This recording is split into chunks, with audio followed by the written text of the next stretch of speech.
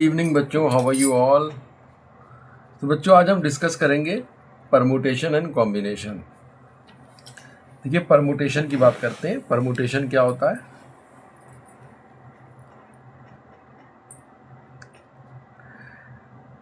Permutation means arrangement होता है। Permutation का मतलब क्या होता है बच्चों? अरेंजमेंट्स।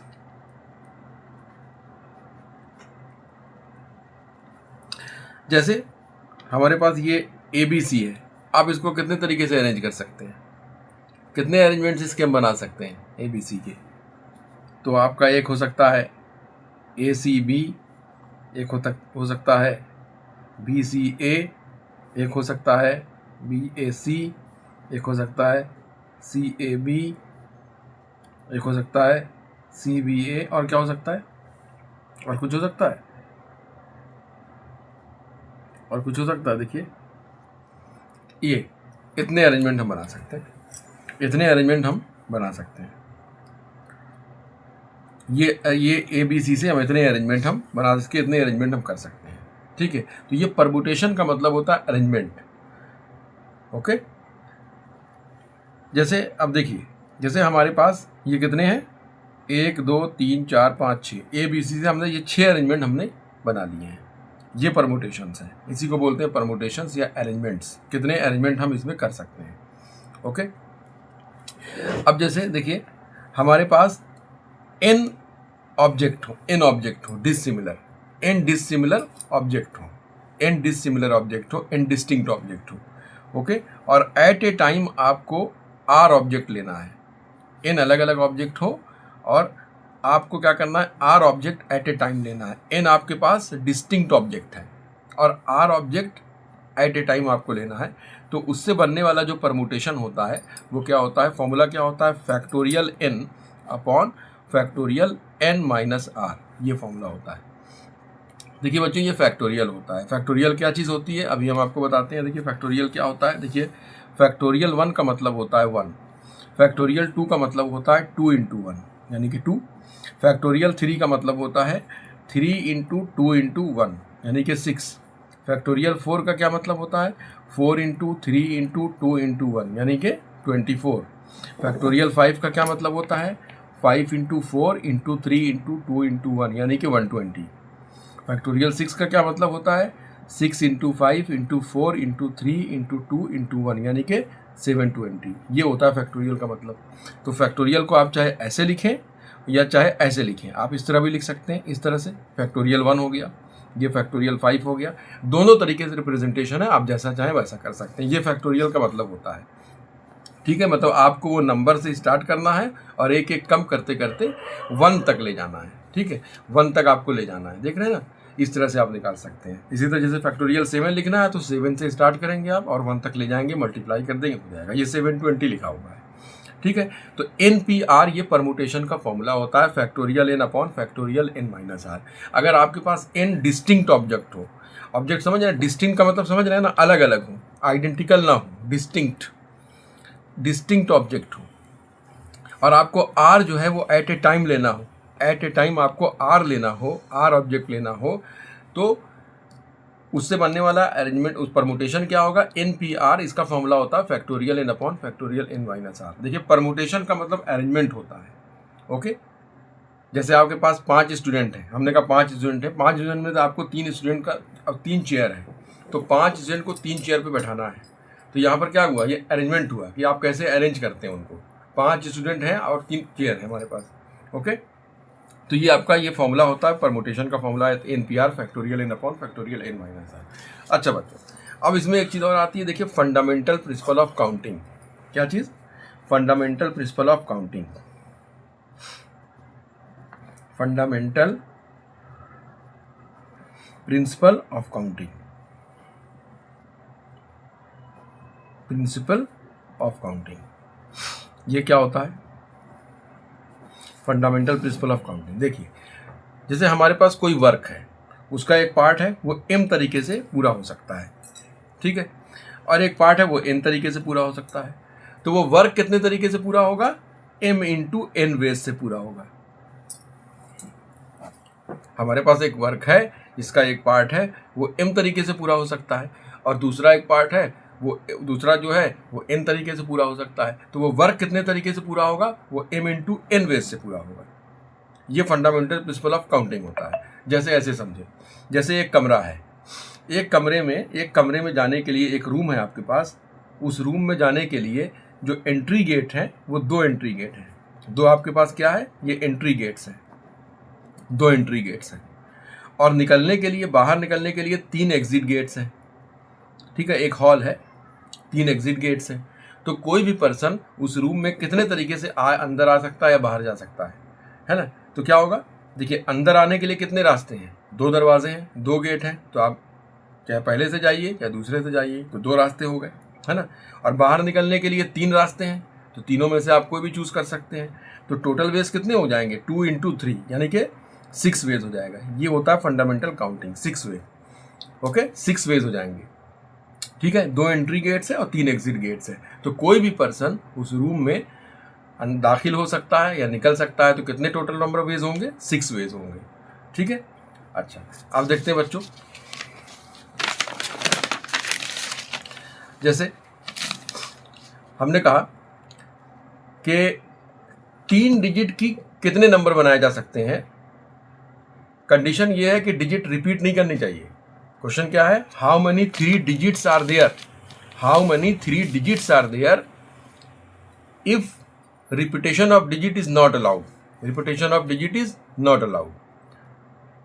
3 डिजिट के कितने, क्वेश्चन ये है how many 3 digits, how many 3 number, 3 digit number, how many 3 digits number are there. Condition क्या है कि रिपीटेशन ऑफ डिजिट अलाउ नहीं है, डिजिट रिपीट नहीं करनी चाहिए। ठीक है, क्वेश्चन ये है हमारे पास कि 3 डिजिट के कितने नंबर हम बना सकते हैं जब डिजिट रिपीट ना करें, repetition of digit is not allowed. तो हमारे पास डिजिट कितने होते हैं, कितने डिजिट होते हैं हमारे पास, हमारे पास डिजिट कितने होते हैं, हमारे पास डिजिट होते हैं 10, 0 to 9। बच्चे बोल देते हैं कि इनफाइनाइट होते हैं, डिजिट हमारे पास 10 ही होते हैं, 0 to 9, 0 to 9 नंबर इनफाइनाइट होते हैं ना हमारे पास, 0 to 9 डिजिट होते हैं। देखिए 0 1 2 3 4 5 6 7 8 9 10 डिजिट है कि नहीं, ये 10 डिजिट हमारे पास होते हैं, नंबर इन्हीं से बनता है। तो डिजिट्स हमारे पास कितने होते हैं, 10 डिजिट्स होते हैं। अब देखिए, अब यहाँ पे क्या करना है आपको, आपको 3 डिजिट के नंबर बनाने हैं, लेकिन कंडीशन क्या है कि repetition of digit is not allowed. Okay, digit can not be repeated, digit repeat नहीं कर सकती। ओके, रिपीटेशन अलाउ नहीं है यहाँ पे, digits can not be repeated. तो देखिए अब यहाँ पर इस क्वेश्चन को हम फंडामेंटल प्रिंसिपल ऑफ काउंटिंग से सॉल्व करेंगे बच्चों। देखिए कैसे, ये देखिए, ये देखिए हमें कितने डिजिट का नंबर चाहिए, 3 डिजिट का नंबर चाहिए। तो आप ऐसे ब्लॉक बना लीजिए, एक ब्लॉक डायग्राम बना लीजिए। अच्छा देखिए, अब आपके पास ये 10 डिजिट है, इससे आपको 3 डिजिट का नंबर बनाना है, लेकिन रिपीटेशन अलाउ नहीं है। जैसे कि ये कहने का क्या मतलब है, आपको ऐसा नंबर नहीं चाहिए इस तरह का 1 2 2, इस तरह का नंबर नहीं चाहिए, 2 2 2 ये नंबर नहीं चाहिए, ऐसे नंबर आपको नहीं चाहिए। ठीक है, ये नंबर नहीं चाहिए। अच्छा ये बताइए, इस तरह का ये हो गया 2 4 4, ये सब नंबर आपको नहीं चाहिए, क्योंकि इसमें रिपीटेशन डिजिट जो है रिपीट हो रही है।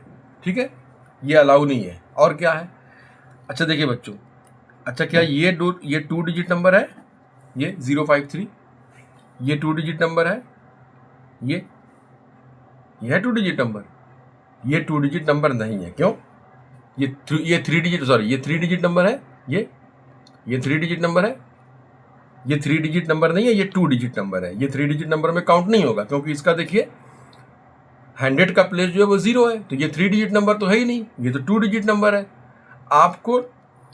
आपको ऐसे नंबर भी नहीं चाहिए, आपको चाहिए 3 डिजिट नंबर, लेकिन ये है 2 डिजिट नंबर, तो ये नंबर भी आपको नहीं चाहिए।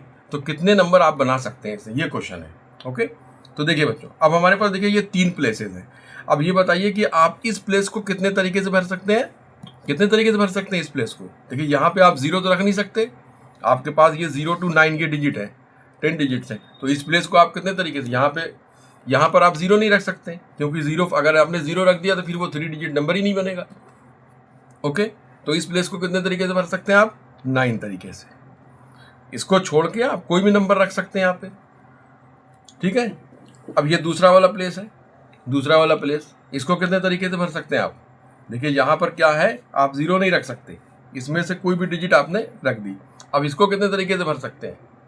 इसको कितने तरीके भरेंगे? 9 तरीके से, क्योंकि देखिए आपको क्या करना है, यहाँ पे लिखा है कि repetition of digit is not allowed, और जीरो आप यहाँ पर नहीं सकते कि यहाँ पर तो जीरो आ सकता है ना, ये तो आपका है ना 3 डिजिट नंबर, यहाँ तो जीरो आ सकता है, तो एक डिजिट आपने यहाँ रख दी, इसके बाद भी आपके पास 9 नंबर बचे हैं, तो यहाँ पर इस प्लेस को भी आप 9 तरीके से फिल कर सकते हैं।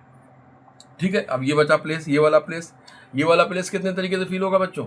ये वाला प्लेस देखिए रिपीटेशन अलाउ नहीं है।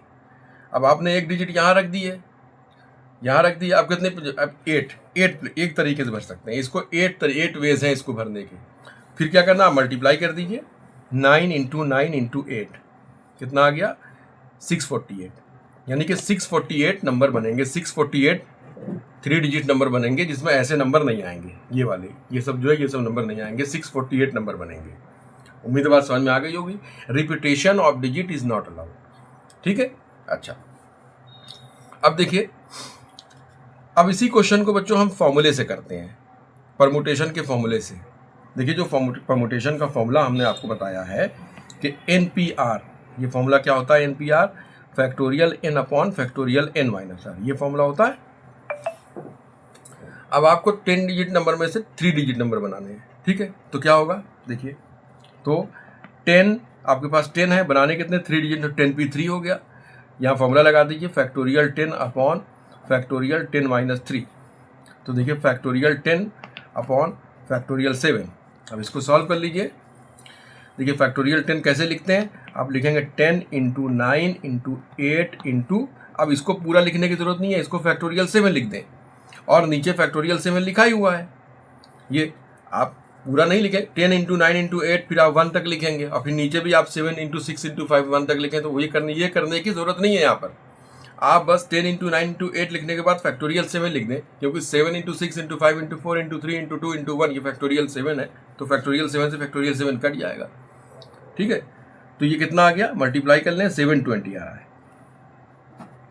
अब हमने इसी क्वेश्चन को फॉर्मूले से किया, तो ये आंसर आ रहा है 720। कौन सा सही है? फंडामेंटल प्रिंसिपल ऑफ काउंटिंग से ये आंसर आ रहा है, FPC, ये फंडामेंटल प्रिंसिपल ऑफ काउंटिंग है, इससे आंसर आ रहा है ये 648, और इससे आ रहा है आंसर 720। कौन सा सही है? आप कहेंगे ना सर कौन सा सही है?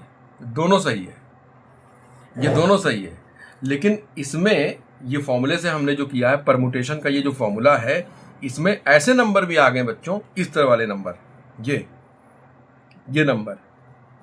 नंबर भी है, इस टाइप वाले भी नंबर आ गए ना इसमें 720। तो देखिए इसमें क्या है, ये सब नंबर भी इसमें आ गए हैं, ये इस 720 में।